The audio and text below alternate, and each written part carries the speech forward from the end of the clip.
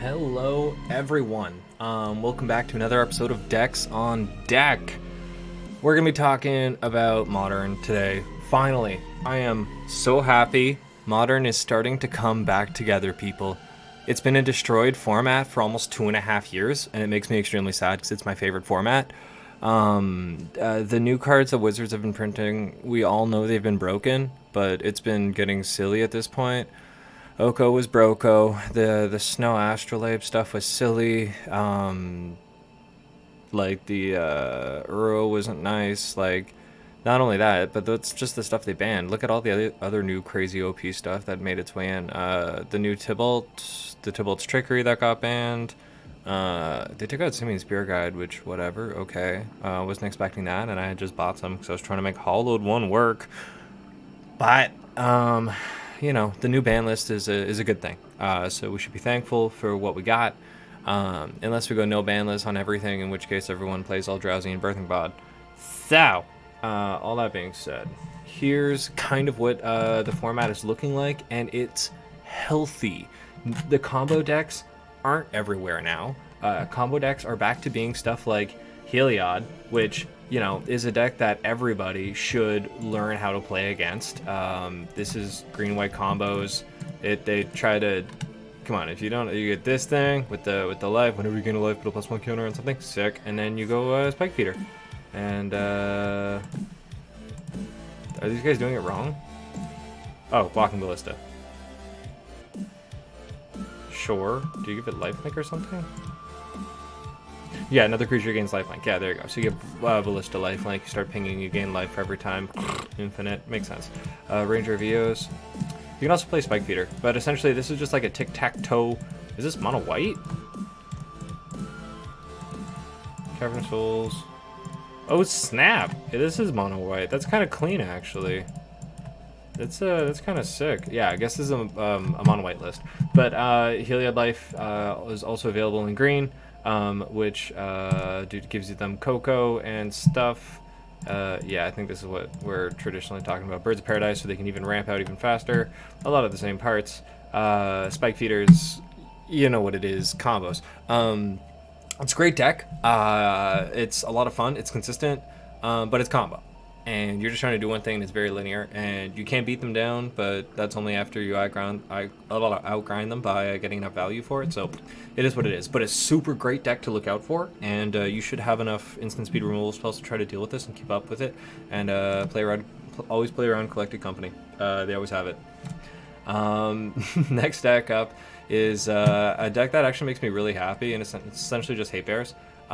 Feel free to check out all the names up here and the URLs in case you're actually curious. Yeah, so Hate Bears, Giver of Runes. What on earth is... Oh, never mind, not Hate Bears. This is the new combo deck. Yeah, so here's the Pure Steel Hammer Time deck. This is the other combo deck that's floating around. Well, we might as well just talk about all the combos now. Yeah, it does stuff, and it can win really quickly. I think it plays Ornithopter too in some lists. I've seen that done. But a really great deck, and you essentially just go get... Hammer. Who's the hammer at? This was named Hammer Time, was it not? Astral Blade, sure. Colossal Hammer. There she be. And you do really dumb things with it. Cranial Plating is really interesting. I haven't thought about that in a list like this. Oh man, what a toolbox. What a toolbox they give you. And a Sigarda's Aid makes the whole deck go together. It's the jam to the peanut butter sandwich, you know what I'm saying? It makes it work. It's a very sick deck, plus you get to play Lure, so Pokemon, Goblin Engineer seems sick. Like, this is a really fun, cool combo deck that you should also look out for, and I think everyone's been saying it, and Nikachu's been saying it a lot, but essentially, no one's main boarding Artifact Hate nowadays, or it's pretty rare, unless you're playing against Red-Black and they're playing, like, a couple Kolaghan's commands. So, this deck is going to go far. Next thing that we all have to play around now, because it's the best thing in the format apparently, is Death Shadow. Because there's 2 Death Shadows now. Bomac Courier is sick, but yeah, you get to play Death Shadow, and then you get to play Scourge of the Skyclave, which is Death Shadow number 2. Big Daddy Death Shadow with 1 more mana and twice the value. So yeah, it's fun. It's fair-ish. Have removal spells. Don't be stupid. As long as they're not doing like Grixis and giving themselves crazy amounts of counter spells, you should be fine. But yeah, playing through hand disruption and stuff is gonna be annoying. But Death Shadow, ta-da! Nothing special. We all know how she works. Now this is what makes me happy. If we look at what's going on here, Death Shadow up top, red deck wins, aka burn, aka stuff that makes me happy, aka burn players rejoice, cause we're burn players at heart. And yeah, burn is like number 2 in the meta right now as far as aggro decks, which is right where it wants to be. Burn is consistently good. Doesn't really have that many weak matchups. Does have some, but for the most part, you really have your bases covered. Burn's been around so long, we've been able to optimize it for different types of formats and different types of metagames. Not to mention, we have one of the deepest sideboards. As I know it's mono, like red, but also you're splashing white and you can also splash green, so you get a whole lot of really great options. Actually, you can splash black if you want to. Like burn, you can literally do anything. You splash black, you play like Vexing Devil and a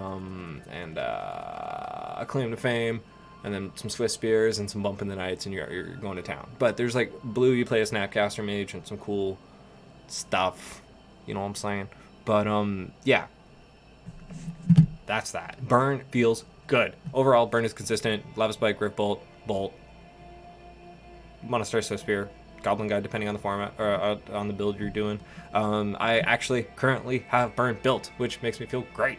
It's the big Chandra burn, where you play Chandra's Incinerator and Seal Flame and Griff Bolts, and you just get there. And it feels good. But you can also just switch it up to regular burn if you want to. Burn is great, people. Burn is great and has been great for a while. So burn is back on top, which feels good. It means fair decks are back where they should be. We'll know fair decks are back when we see Merfolk actually pop up somewhere. So, other things to look out for. Hate bears. It's just some mono white hate bears. Just some really good hate bears. Classic. Death and Taxes. We all know how it works. Great deck. You know how she goes. Shout out Pleasant Kenobi. My guy. He actually responded to one of my messages once. Good guy. Respect. This deck looks sick. Okay, so this is this new other thing that's... Okay, let me go back to the rankings and the... Where did I see it? Blue-red aggro. Yeah, up here. I was like, what is blue-red aggro? Like, obviously we know what blue-red aggro is, like spell slinging, quick one-drops, prowess stuff. Like, it all makes sense, you know what I'm saying? But this thing is a little spicy. Okay, so this thing, it just makes me feel good. Like, 18 lands, who cares? Monastery Swift Spear, great. Skull Scar Mage, great. Makes sense. Prowess, fast, red, cool. This thing, sick.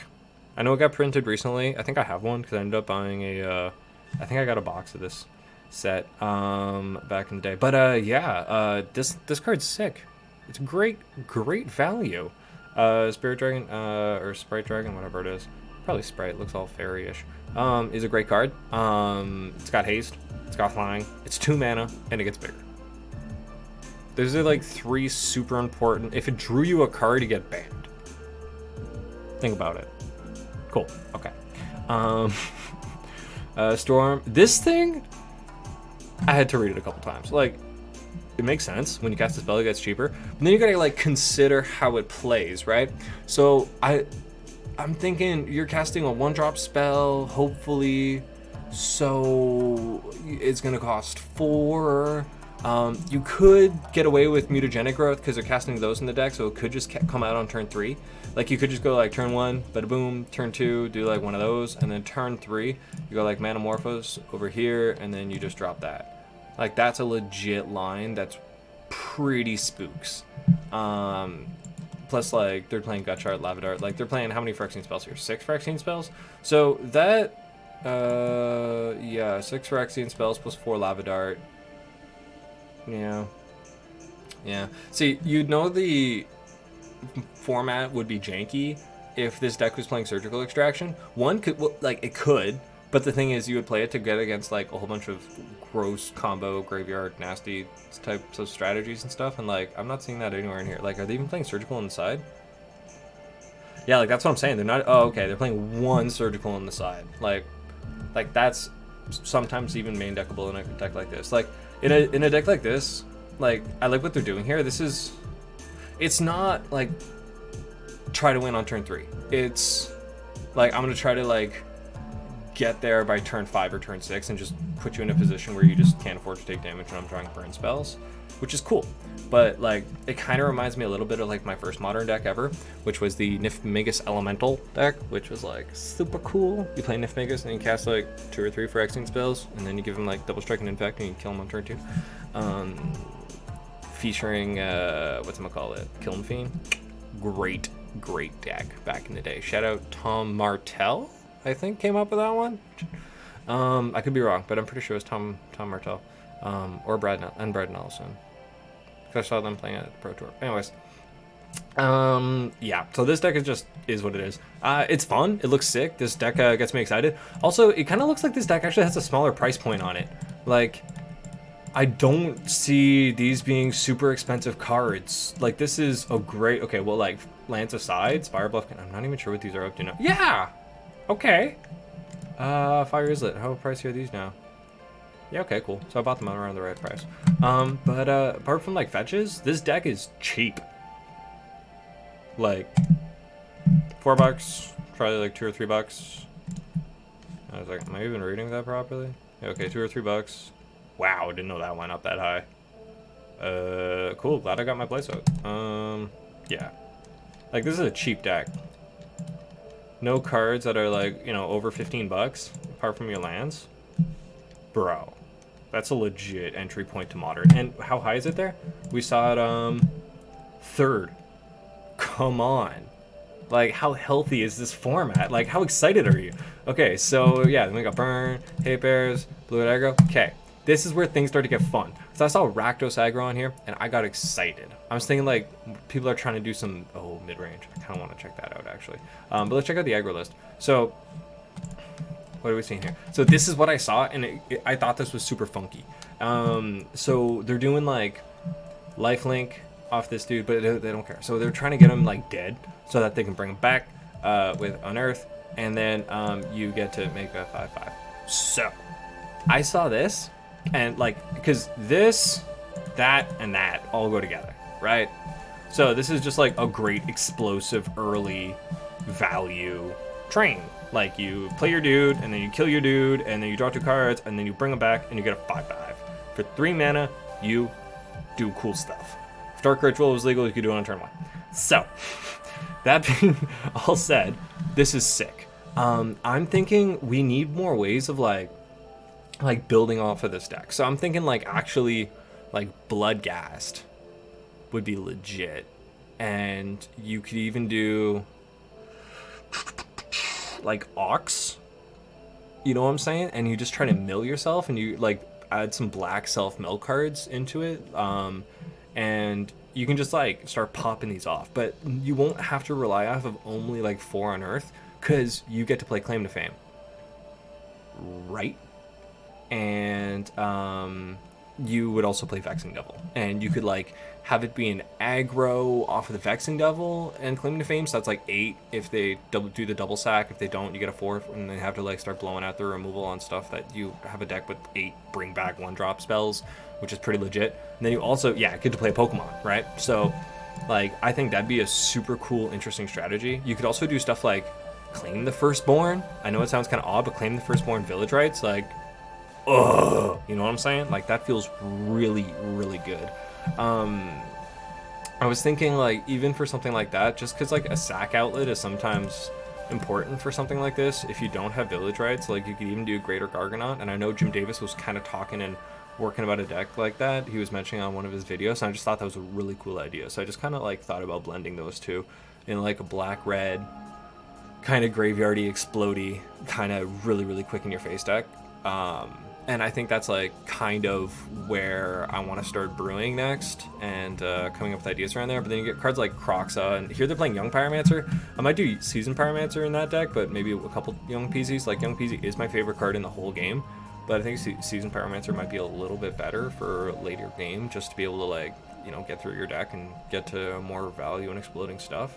But I really like the idea of like this thing turning into a 5/5 and also playing Vexing Devil and Claim to Fame in the same deck. Yeah, I just think that would be super sick. So that's kind of what I want to do with something kind of like this. Actually, let's go back. I kind of want to see what the big mid-range version looked like. Let's just take the top one. Dark Confidant, Crocs, Channel, sure. Okay, Sweet Power. Yeah, see, that's what I'm saying. Like, here they're just like all the good cards in the pool. I just think those, the specific combination that we had just mentioned would work like really well together. Yeah, so that's what we were just looking at. And last but not least, Mardu. Cool. So this just looked, again, kind of similar. A lot of the same good cards, but they're just splashing for Stoneforge and Lingering Souls, which is sick. So, like, this is where our format is, guys, right now. This is, and girls, this is our super cool format. So we have really sick aggro decks, like humans, shout out Magicades, you know, like, just like good stuff. Zoo, like, we haven't seen Zoo in how long? Like, I know it's there and it's not, oh, it says 0%, but there's 2 lists. Whatever, it's something. Like, things feel a little healthier instead of just like silly stuff. I like Eldrazi aggro is where, like, yeah, not even that high, and that's probably like one of the best decks right now. And it's not even that high right now because everything else is good, and it's all evened out at like a high-ish threshold without having a tier 0 deck. So that's pretty sweet. Yeah, and you look at control. So like, yeah, 4-color ramp control. So that's probably the whatchamacallit, the dude, the 4-color dude, Omnath. Yeah. So that kind of makes sense. And then just like good stuff like Grilltopia, yeah. And then the combo stuff. Like, the format is now healthy. At this point, I have Burn, Infect, Elves, and Jund put together. So that's kind of like where I'm going to be approaching the format once we start getting paper tournaments going back in my hometown. But until then, until those days, we'll be online. Also, I'm getting back into Cockatrice, so we might get some Cockatrice videos. I've been making some no ban list modern decks in there, and they're a lot of fun. And you can do really dumb things with Pod now. You can untap it really early and then just chain it, and it's pretty cool. I might show you guys that at some point. But for right now, I wish everybody a wonderful day, and thank you for your time on Decks on Deck. Cheers. Like and subscribe. It really helps out the channel, and it's free, and it doesn't take any time, so I appreciate it. Goodbye.